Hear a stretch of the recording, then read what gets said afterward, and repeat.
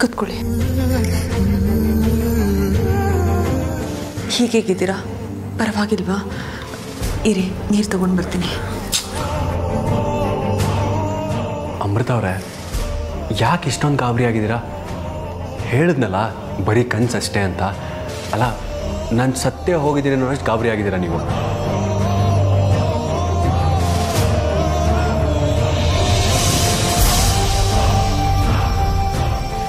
ಸಾಯು ಮಾತು ಬೇಡ ಅಂತ ಹೇಳ್ದೆ ತಾನೆ? Okay okay okay, cool. ಅದಕ್ಕೆ ಯಾಕೆ ನೀವು ಇಷ್ಟೊಂದು ಕೋಪ ಮಾಡ್ಕೊಂಡಿದ್ದೀರಾ ಅಮೃತ ಅವರೇ? ಯಾಕೆ ಇಷ್ಟೊಂದು ಗಾಬರಿ ಆಗಿದ್ದೀರಾ? ನಾನೇನು ಗಾಬರಿ ಆಗಿಲ್ಲ. ಮತ್ತೆ ಕಣ್ಣಲ್ಲಿ ನೀರಿದೆ, ಹಾಗಾದ್ರೆ ಹತ್ತಿರೋ ಹಾಗಿದೆ? ಇಲ್ವಲ್ಲ, ಹಾಗೇನಿಲ್ಲ. ಅಬ್ಬಾ, ನೀವು ನಮ್ಮಮ್ಮ ಸೇಮ್ ಟು ಸೇಮ್ ಕಣ್ರಿ. ಯಾವಾಗ ಯಾವ್ದು ಗಾಬರಿ ಆಗ್ತೀರಾ ಅಂತಾನೆ ಗೊತ್ತಾಗಲ್ಲ. ನೋಡಿ, ನನಗೇನೂ ಆಗಿಲ್ಲ. ಒಳ್ಳೆ ಗುಂಡ್ಕಲ್ಲಿದ್ದಾಗಿದ್ದೀನಿ.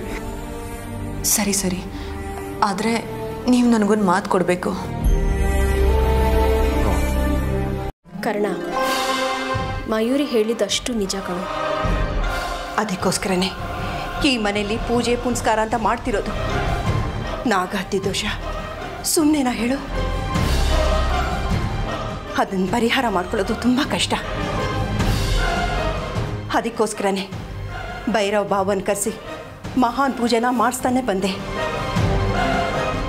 ಅವರೆಲ್ಲ ಅಂದಿದ್ದಿದ್ರೆ ಈ ಮನೆ ಪರಿಸ್ಥಿತಿ ಏನಾಗ್ತಿತ್ತು ಅಂತ ಊಹಿಸ್ಕೊಳ್ಳೋಕ್ಕಾದ್ರೂ ಆಗುತ್ತಾ ಹೇಳೋ? ಅಜ್ಜಿ, ಕೇಳೋಕೆ ಎಲ್ಲ ಬೇರೆ ಯಾವುದೋ ಲೋಕದ ಕಟ್ಟು ಕಥೆ ಥರ ಅನಿಸ್ತಾ ಇದೆ.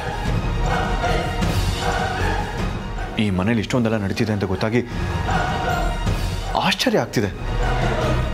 ಅತ್ತೆಮ್ಮ, ಭೈರವ ಬಾಬಾ ಇತ್ತೀಚೆಗೆ ನಮ್ಮ ಮನೆ ಕಡೆ ಬರ್ತಾನೆ ಇಲ್ಲ.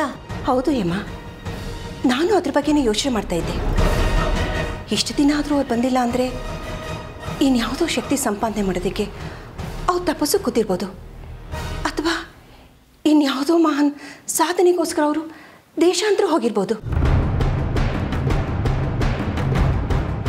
ಕರ್ಣ, ಏನು ಯೋಚನೆ ಮಾಡ್ತಾ ಇದೆಯಾ? ಅಮ್ಮ, ನನ್ನ ಕೈಲಿ ಈಗಲೂ ಇದನ್ನೆಲ್ಲ ನಂಬೋಕೆ ಆಗ್ತಿಲ್ಲ. ಕಷ್ಟನೋ ಸುಖನೋ ನಂಬಲೇಬೇಕು ಕರ್ಣ.